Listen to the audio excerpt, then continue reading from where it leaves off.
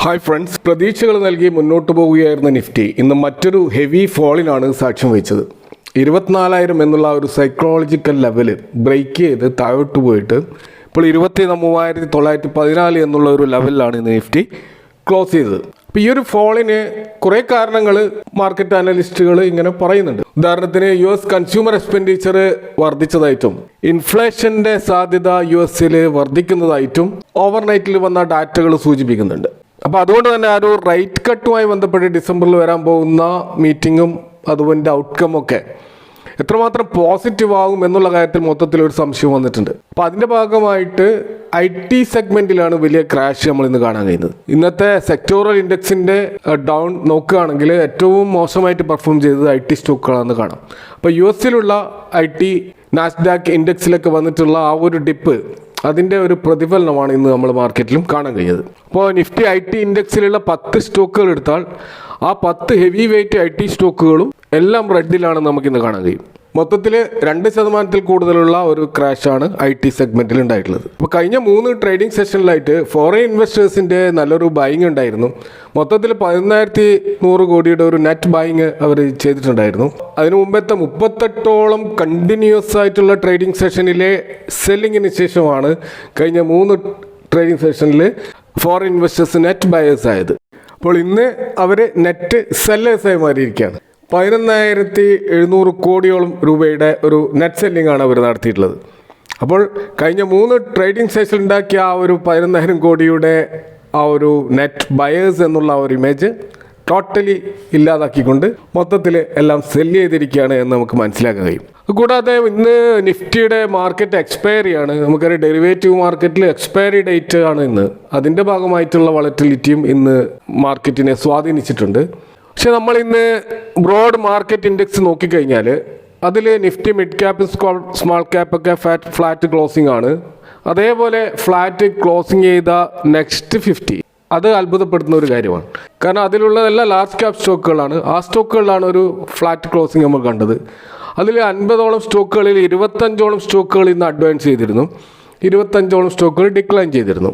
പക്ഷേ ഈ അഡ്വാൻസ് ചെയ്ത സ്റ്റോക്കുകൾ വമ്പിച്ചൊരു മുന്നേറ്റമാണ് നടത്തിയിട്ടുള്ളത്. അതിൻ്റെ പ്രധാനപ്പെട്ട കാരണം ഈ നിഫ്റ്റി നെക്സ്റ്റ് 50യിലുള്ള അദാനിയുടെ 4 സ്റ്റോക്കുകൾ, Adani total gas, Adani green, Adani energy solutions, അതുപോലെ അദാനി പവർ, ഈ 4 സ്റ്റോക്കുകളും വമ്പിച്ചൊരു മുന്നേറ്റമാണ് ഇന്ന് കാണിച്ചത്. ഏകദേശം 10% കൂടുതലുള്ള ഒരു ചേഞ്ചാണ് ആ സ്റ്റോക്കുകളിൽ ഉണ്ടായിട്ടുള്ളത്. അപ്പോൾ അതിൻ്റെ ഭാഗമായിട്ടാണ് നിഫ്റ്റി നെക്സ്റ്റ് 50 പോസിറ്റീവിൽ ക്ലോസ് ചെയ്തത്. അപ്പോൾ അവിടെ അദാനി സ്റ്റോക്കുകളിലുള്ള റിക്കവറി കൂടുതൽ ശക്തമായി വരികയാണ് എന്നാണ് നമുക്ക് മനസ്സിലാക്കാൻ കഴിയുന്നത്. അപ്പോൾ ഇന്നലെ മുതൽ അദാനിയുടെ ഒരു ക്ലാരിഫിക്കേഷന് ശേഷം ഉണ്ടായിട്ടുള്ള ആ ഒരു പോസിറ്റിവിറ്റി അദാനി സ്റ്റോക്കിൽ തുടരുകയാണ്. പക്ഷെ എന്നിട്ടും അദാനിക്ക് നിഫ്റ്റിയെ രക്ഷിക്കാൻ കഴിഞ്ഞിട്ടില്ല എന്ന് നമ്മൾ മനസ്സിലാക്കുക. അപ്പോൾ ഇന്നത്തെ ഒരു മാർക്കറ്റ് സിനാരിയോയിൽ റിക്കവറി കാണിച്ച 3 സ്റ്റോക്കുകളെ കുറിച്ചാണ് ഈ വീഡിയോയിൽ പരാമർശിക്കുന്നത്. R4iയിലേക്ക് എല്ലാവർക്കും ഒരിക്കൽ കൂടി സ്വാഗതം. ഒന്നാമത്തെ stock Ujjivan small finance bank ആണ്. നമുക്കറിയാം ഉജ്ജീവൻ സ്മോൾ ഫിനാൻസ് ബാങ്ക് അതിൻ്റെ 52 വീക്ക് ഹൈയിൽ നിന്നും ഏകദേശം 43% ഒരു കറക്ഷൻ നേരിട്ട ഒരു സ്റ്റോക്കാണ്. അപ്പോൾ ഇതിൻ്റെ ഒരു പെർഫോമൻസ് കഴിഞ്ഞ ഒരു സെപ്റ്റംബർ ക്വാർട്ടറിലെ റിസൾട്ട് നോക്കിക്കഴിഞ്ഞാൽ അവിടെയൊക്കെ സെയിൽസ് വർദ്ധിച്ചതായിട്ട് കാണാൻ കഴിയും. ഇയർ ഓൺ ഇയറിലും സെയിൽസ് വർദ്ധിച്ചിട്ടുണ്ട്, ക്വാർട്ടർ ഓൺ ക്വാർട്ടറിലും സെയിൽസ് വർദ്ധിച്ചിട്ടുണ്ട്. പക്ഷേ പ്രോഫിറ്റ് ഇയർ ഓൺ ഇയറിലും ക്വാർട്ടർ ഓൺ ക്വാർട്ടറിലും വലിയ ഡിക്ലൈനിലേക്ക് പോയതായിട്ട് നമുക്ക് കാണാൻ കഴിയും. 20% മുകളിലുള്ള ഒരു ഡിക്ലൈനാണ് അവിടെ നമുക്ക് കാണാൻ കഴിഞ്ഞത്. അപ്പോൾ ഈ ഒരു മോശം പെർഫോമൻസ് കാരണമാണ് സ്റ്റോക്ക് പ്രൈസിൽ വലിയ ക്രാഷ് ഉണ്ടായത്. അപ്പോൾ ഈ ബാങ്കിൻ്റെ ഇൻട്രസ്റ്റ് ഇൻകം വർദ്ധിച്ചിട്ടും അതിൻ്റെ അസറ്റ് ക്വാളിറ്റി കുറഞ്ഞതാണ് ബാങ്കിന് വിനയായത്. നമുക്കൊരു ഗ്രോസ് നോൺ പെർഫോമിംഗ് അസറ്റ് അത് 2.5% ആയിട്ട് ഉയർന്നിരുന്നു. അതുപോലെ നെറ്റ് നോൺ പെർഫോമിംഗ് അസറ്റുകൾ 0.6% ആയിട്ടും ഉയർന്നിരുന്നു. അപ്പോൾ ഇവിടെ നമ്മൾ മനസ്സിലാക്കേണ്ടത് ഈ ബാങ്കിൻ്റെ കിട്ടാക്കടങ്ങൾ വർദ്ധിച്ചു എന്നുള്ളതാണ്. അപ്പോൾ ഇങ്ങനെ ഈ ഒരു കടം വർദ്ധിച്ചിട്ട് സെപ്റ്റംബർ 30 ഏകദേശം 270 കോടിയുടെ ഇത്തരത്തിലുള്ളൊരു ബാഡ് ലോണുകൾ ഉണ്ടായതായിട്ടാണ് അവരുടെ കണക്കുകൾ സൂചിപ്പിക്കുന്നത്. അപ്പോൾ ഈ ഒരു 270 കോടിയുടെ നോൺ പെർഫോമിംഗ് അസറ്റുകൾ ഇവർ ഒരു അസറ്റ് റീകൺസ്ട്രക്ഷനിലൂടെ അവരുടെ ബാലൻസ് ഷീറ്റിൽ നിന്ന് ഒഴിവാക്കാൻ ശ്രമിച്ചിരിക്കുകയാണ്. അപ്പോൾ ഇവരുടെ ഡയറക്ടേഴ്സ് ബോർഡ് ഈ ഒരു 270 കോടി ഒരു അസറ്റ് റീകൺസ്ട്രക്ഷൻ കമ്പനിക്ക് വിൽക്കാൻ തീരുമാനിച്ചിരിക്കുകയാണ്. അപ്പോൾ ഇങ്ങനെ വിൽക്കുന്നതിന് നമ്മൾ പറയുക സ്വിസ് ചാലഞ്ച് മെത്തേഡ് എന്നാണ്. അപ്പോൾ ഇവിടെ പ്രൈവറ്റ് തേർഡ് പാർട്ടികൾക്ക് ഒരു ലേലം വിളിയിലൂടെ ഈ അസറ്റുകൾ ഏറ്റെടുത്തുകൊണ്ട് ബാങ്കിന് ഒരു പണം നൽകിക്കൊണ്ട് അതിൻ്റെ റിക്കവറി ആ കമ്പനികൾ ഏറ്റെടുക്കുന്ന ഒരു രീതിയാണിത്. അപ്പോൾ ഈ ഒരു ഡീലിലൂടെ ഏകദേശം 40 കോടിയുടെ ഒരു ഇൻകമാണ് ഉജ്ജീവൻ സ്മോൾ ഫിനാൻസ് ബാങ്കിന് കിട്ടുക. പക്ഷേ അതിൻ്റെ ഒരു ഗുണം എന്താണെന്ന് വെച്ചാൽ അവരുടെ ബാലൻസ് ഷീറ്റിൽ നിന്നും ഈ നോൺ പെർഫോമിംഗ് അസറ്റിൻ്റെ ആ ഒരു ബേർഡൻ അല്ല അതിൻ്റെ ഒരു പ്രഷർ അവർക്ക് ഒഴിവായി കിട്ടുകയും അങ്ങനെ ബാലൻസ് ഷീറ്റ് കുറച്ചും കൂടി ക്ലീൻ ആവുകയും ചെയ്യുന്നു എന്നുള്ള ഒരു പോസിറ്റിവിറ്റിയാണ് ഇവിടെ ഉണ്ടാകാൻ പോകുന്നത്. അപ്പോൾ ഇതിൻ്റെ ഭാഗമായിട്ടാണ് ഇന്ന് ഈ സ്റ്റോക്കിൽ ഏകദേശം 7% ഒരു അപ്സൈഡ് മൂവ് നമുക്ക് കാണാൻ കഴിയും. റിക്കവർ ചെയ്ത മറ്റ് 2 സ്റ്റോക്കുകൾ നോക്കുകയാണെങ്കിൽ ഒന്ന് NBCCയും മറ്റൊന്ന് ഹഡ്കോയുമാണ്. അപ്പോൾ ഈ 2 കമ്പനികളും ചേർന്ന് ഒരു MOU സൈൻ ചെയ്തിരിക്കുകയാണ്. ഇത് രണ്ടും നമുക്കറിയാം PSU കമ്പനികളാണ്. ആ MOUവിൽ 600 കോടിയുടെ ഒരു ഡീലാണ് നടന്നിട്ടുള്ളത്. ഇപ്പോൾ നോയിഡയിൽ ഇവരുടെ വലിയ ഒരു ഇൻസ്റ്റിറ്റ്യൂഷണൽ കോംപ്ലക്സ് NBCC ഹഡ്കോയ്ക്ക് വേണ്ടി പണിയാൻ പോവുകയാണ്. അപ്പോൾ 8 ലക്ഷത്തിന് മുകളിൽ സ്ക്വയർ ഫീറ്റ് വലുപ്പമുള്ള ഒരു ബിൽഡപ്പ് ഏരിയയിലാണ് ഈ ഓഫീസ് സ്പേസും അതുപോലെ സ്റ്റുഡിയോ അപ്പാർട്ട്മെൻറ്റുകളും കോൺഫറൻസ് സ്പേസും റീറ്റെയിൽ ഫെസിലിറ്റീസും ഒക്കെ അടങ്ങിയിട്ടുള്ള ഈ ഒരു ബിൽഡിംഗ് സമുച്ചയം NBCC പണിയാൻ പോകുന്നത്.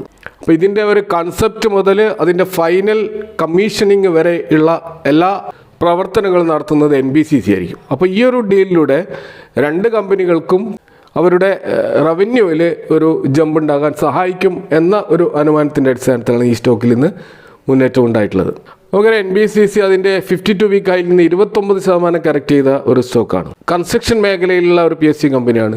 കഴിഞ്ഞ 3 വർഷത്തെ ഒരു ആവറേജ് സെയിൽസ് നോക്കുകയാണെങ്കിൽ 14% ഉണ്ടായിരുന്ന ഈ കമ്പനികൾ കഴിഞ്ഞ ട്രെയിലിംഗ് 12 മന്ത്സിൽ 24% ഉയർന്നിരുന്നു. ഇതിൻ്റെ ഭാഗമായിട്ടാണ് ഈ സ്റ്റോക്കിൽ വലിയ റാലി, മൊത്തത്തിലുള്ള PSU സെഗ്മെൻറ്റിലുണ്ടായ റാലിക്കൊപ്പം ഈ സ്റ്റോക്കുകളും റാലി നടന്നത്. പ്രോഫിറ്റിലും കഴിഞ്ഞ 3 വർഷത്തെ CAGR ഗ്രോത്ത് എന്ന് പറയുന്നത് 32%. അത് ട്രെയിലിംഗ് 12 മന്ത്സിൽ 34% ഉയർന്നിരുന്നു. അപ്പോൾ സ്റ്റോക്കിൽ വലിയൊരു റാലി നടന്നപ്പോൾ സ്റ്റോക്കിൻ്റെ PE റേഷ്യോ വൻതോതിൽ ഉയർന്നു ഓവർ വാല്യൂഡ് പൊസിഷനിൽ എത്തിയിരുന്നു. 1 ഇയർ മീഡിയം PE 54 ആണ് എന്നും കാണാൻ കഴിയും.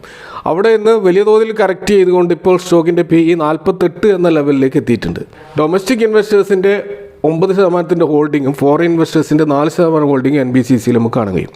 PSU സെഗ്മെൻറ്റിലുള്ള ഇൻഫ്രാസ്ട്രക്ചർ ഡെവലപ്മെൻറ്റുമായി ബന്ധപ്പെട്ട് ഭാവിയിൽ വരാൻ പോകുന്ന കൂടുതൽ പ്രൊജക്റ്റുകൾ ഇവർക്ക് കിട്ടുമെന്നുള്ള കാര്യത്തിൽ സംശയമില്ല. അതുകൊണ്ട് തന്നെ ഇതിൻ്റെ ഒരു ഫ്യൂച്ചർ സാധ്യത വളരെ ഉയർന്നതാണ് എന്ന് നമുക്ക് മനസ്സിലാക്കാൻ കഴിയും.